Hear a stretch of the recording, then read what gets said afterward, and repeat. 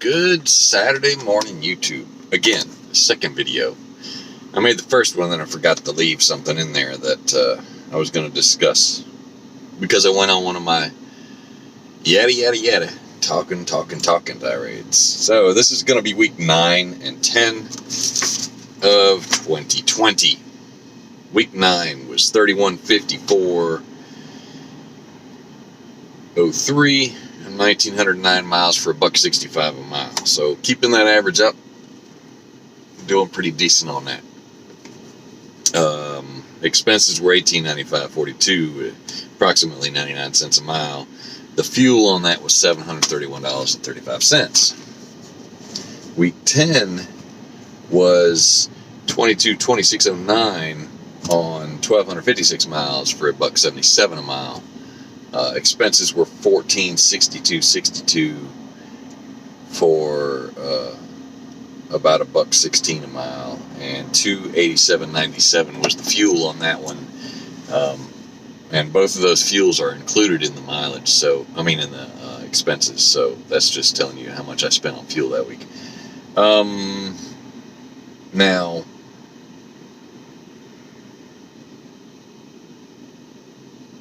week 10 was not a good week.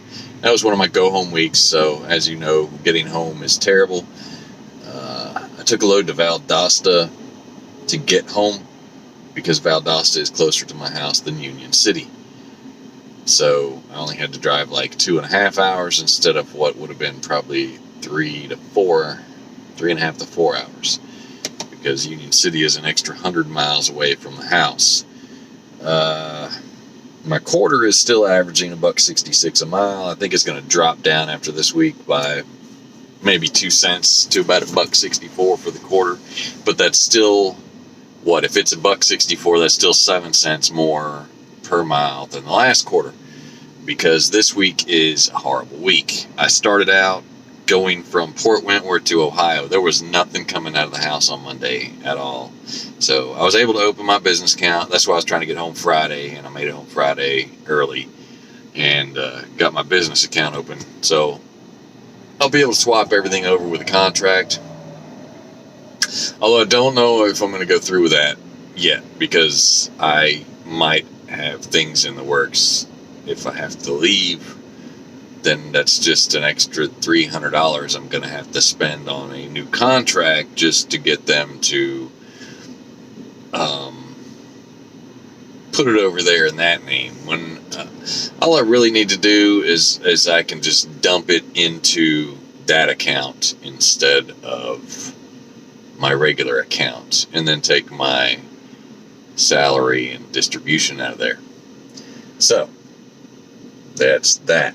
And those 2 weeks, I don't know. This week isn't going so well. I'm already at 33, and I'm shooting for 38 to 42. I'm probably going to get closer to 38.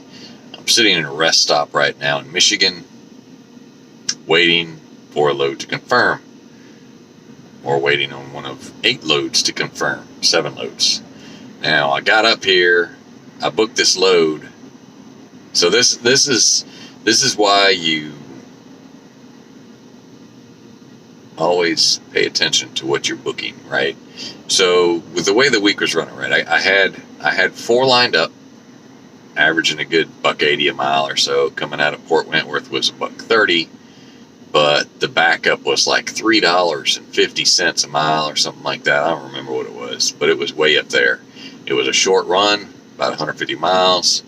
So it was like $500, right around there. It was a really good run. The sucky part is I was flying to get to Ohio with that Port Wentworth load, because I knew I needed to get there so I could get to the second load. It took them 2.5 hours to live load me down there in Port Wentworth, which is a load of crap, because it said an hour on the Schneider page. As usual, their prediction was off. So I got there and they were like, yeah, well, one of the guys that picks up there all the time said, you can never tell with this office. Sometimes they open at 8, sometimes they open at 6, sometimes they open at 10. You never know.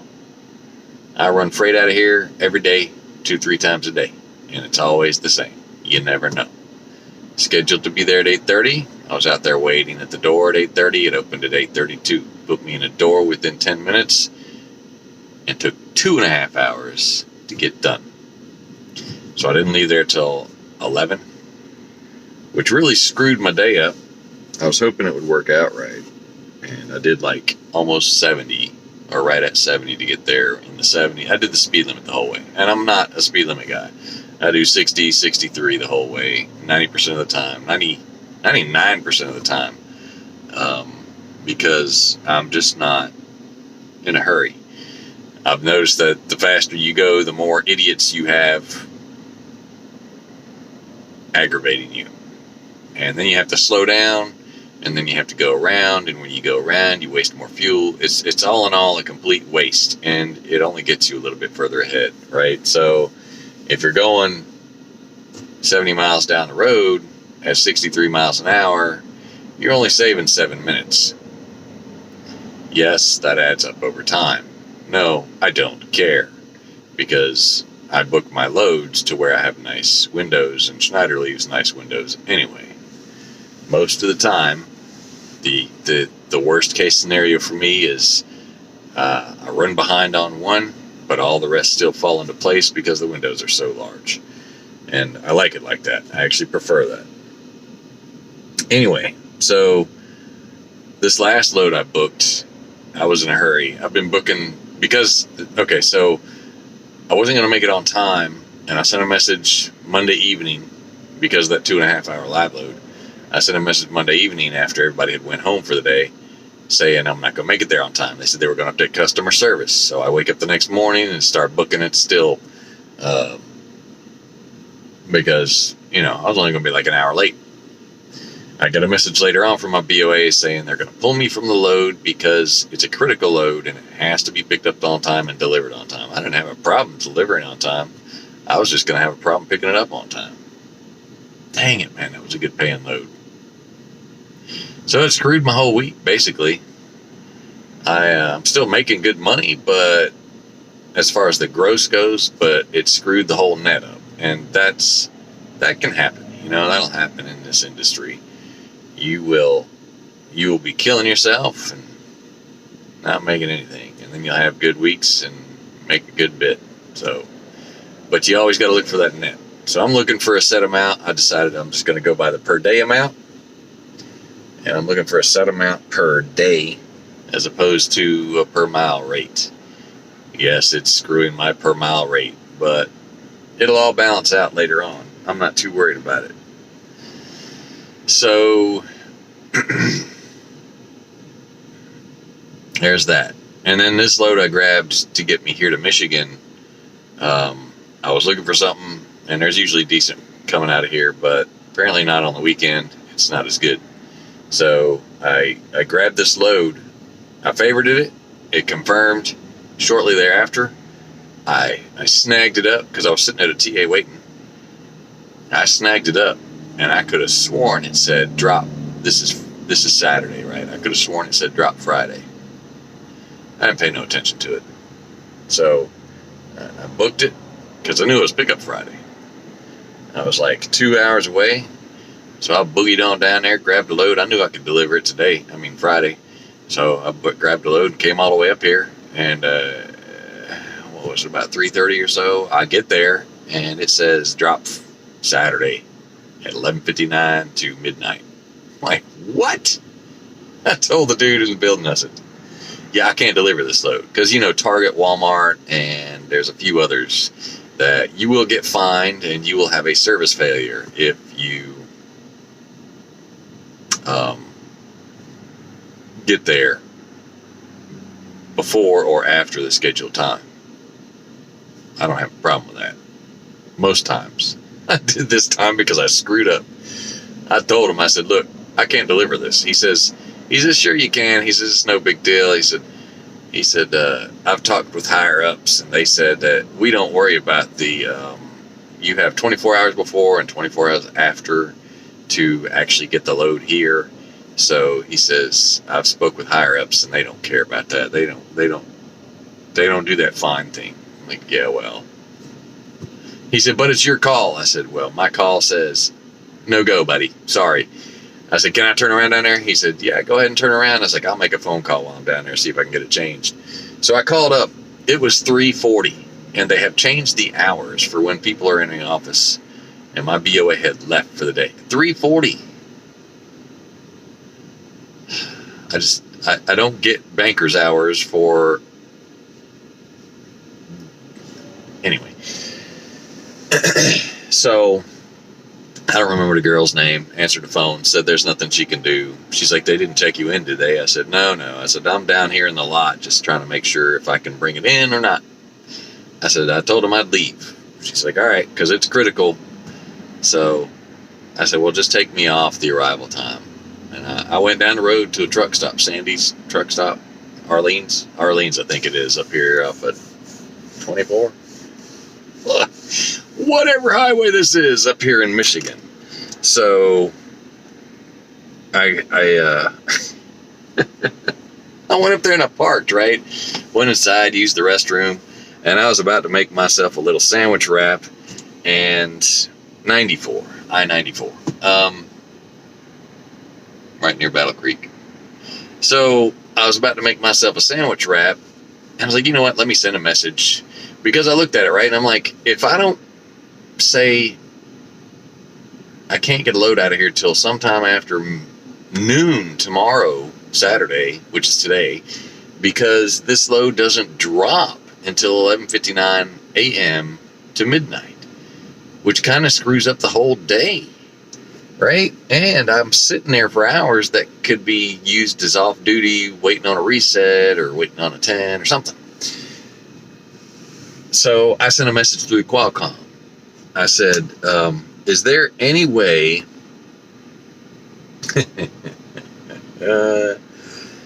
I said, I put the number on there, and it says bills say, and I looked at the bills, and they got this from a broker, it looked like. So it said the bills say midnight tonight for delivery. Saturday at midnight was the earliest delivery time, is what that said on the bills themselves. So 24 hours before that would have been midnight Friday. Well, 12:01 a.m. Friday. I said, bills say midnight tonight for delivery, and the Qualcomm says 11:59 a.m. tomorrow. Is there any way the load can be dropped a few hours before 11:59? Thank you. That's all I said. You know, simple request. I mean, if not, no big deal. I'll just sit in the truck stop and get me some breakfast from there. I should have went back there. Anyway, so within minutes, no, I don't think it was within minutes. Within 15 minutes, I got a message back, and it was surprising because I was getting a halfway bad connection, that said you can drop anything after midnight per customer service. After midnight. So I'm like, okay, cool. I'll get there at like 4:30, 5 o'clock in the morning and drop that load and be ready to go. And now I can look for another load. So I went into the actual load information, because it wasn't that my Qualcomm wasn't updating completely, so it wasn't getting the load information 100%.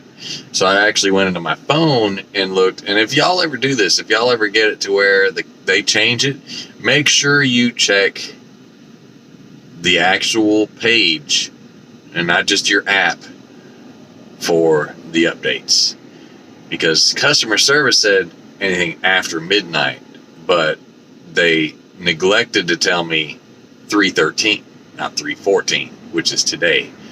So I looked on there and it said 3:13 until midnight or whatever. So I screenshotted that bad boy because I had to go drop it Friday instead of Saturday. I only had till like 11 p.m. Friday to drop it. So whoever changed it did it wrong a little bit. I ain't complaining. I got rid of the load. I was able to get a trailer, even though they said there wasn't any there. A nice new trailer, and or fairly new. So here I am at a rest stop waiting on a load to confirm or another load to confirm. But, you know, pay attention to your drop times as well as your pickup times. Yeah, So that was a good one. But I'm looking at these loads in Michigan, and I have to drive. And there's another thing, it's the further I have to drive, the more screwed up the deadhead is. I was looking at one, it says it's 135 miles, and it's like 170 miles or something like that. Or it's 115 miles.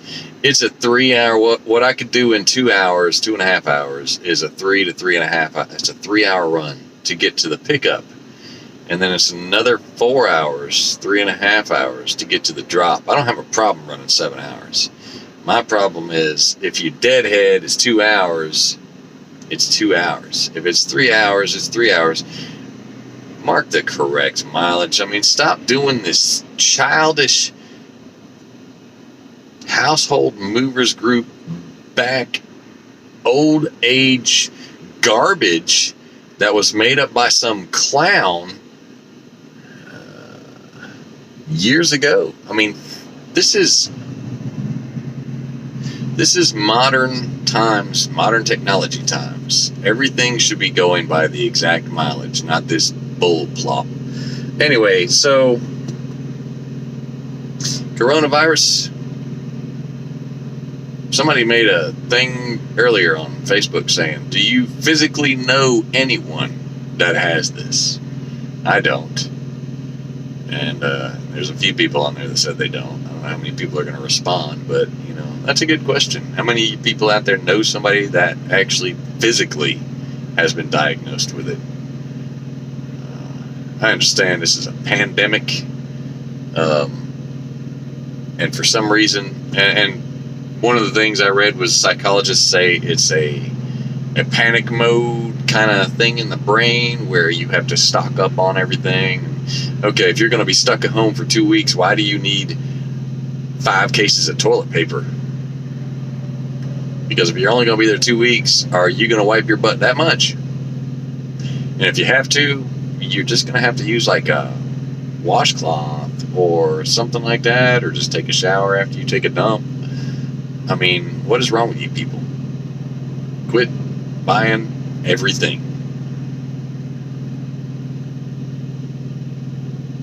So, yeah.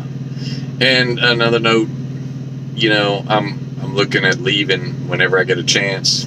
It's not going to happen anytime soon, probably. But hey, I will be able to if I really have to. My 2 years comes up really soon. An experience, which means I can go to any little company or any big company or wherever. And I'm looking for spot market. I really want to go to spot market. I've been doing the numbers, and that's one of the things you got to consider if you're thinking about something like that is you're not going to make what Schneider's thing says, right? You're going to make like 100% of the load. But if you want to look at, say, for example, what Schneider might be making off of it, they're making a little bit more off of it than that, you have to take whatever you got on that load, not the fuel surcharge, but the regular rate, and multiply it by 0.5364% or something like that to actually get the 100%. Because you can take 35% off 100 and you got 65%, but in order to get back to that 100%, you have to multiply it by a substantially larger number due to the fact that it takes that much more to get to 100 than it does to get to 65. Going up is a lot harder than going down. But I've been looking at the numbers. I like what I see. So I'm waiting. And hopefully this coronavirus won't affect anything. But they're saying, like, one of the guys said, because we got an email the other day, I got an email yesterday about they are, I don't know, something or other about lease payments and stuff, like, because some of these shippers might shut down, or freight might not just be there because half the people are sick, so they're worried about, I guess, getting their lease payment from people because there's going to be issues. But I can tell you this much: if I fall far enough back on my lease payment that I have to make late payments, I'm not going to keep this truck. I refuse. I will pay my severance pay and get the heck out of this truck, because you're not going to charge me a late fee because freight died because of a pandemic. I will take money from where I got it saved up, and I'll put $10,000 down on a truck and go drive for myself and screw it. I'm not, and it's going to cost me. It'll cost me a good bit of money to take that money and put it where I need it, but it didn't cost me anything because I didn't manipulate it, so it's not being lost in stock. I've only got one bit of stock, and that has only gone down a little bit because everybody still eats potato chips. So it even went up. The only time it went down was 2 days ago, and all the other times it was going up. So I ain't sweating it. It went $1,000 down since all this happened, and that's like $25,000 worth of stock or whatever. Anyway, so I won't stay. I'll refuse to stay. And yeah, I'll post some different videos. I might not post actual amounts or anything like that, but I might have to change the format that I do this stuff. And I might be changing that anyway. I might change it to quarterly updates or something. I don't know, because I don't know. I might not. I might do a every other day thing or something on stuff I encounter here. But, you know, this whole coronavirus thing I think it's killing the market a little bit. I don't know about you, but I'm not finding the freight that I had before. Admittedly, I'm still learning, and there's always competition out there with us. I don't know. Anyway, I think that's about all I got. But yeah, don't forget when you're doing your numbers. Now, the other thing you got to think about is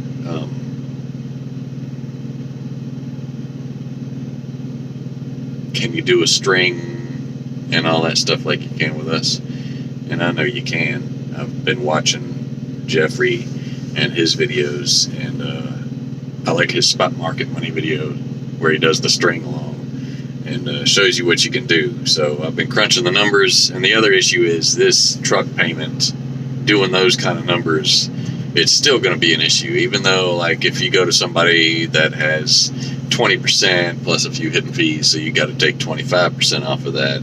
So you'll make a little bit more, but it might be a break-even point. I don't know. But if that happens, I'll let y'all know.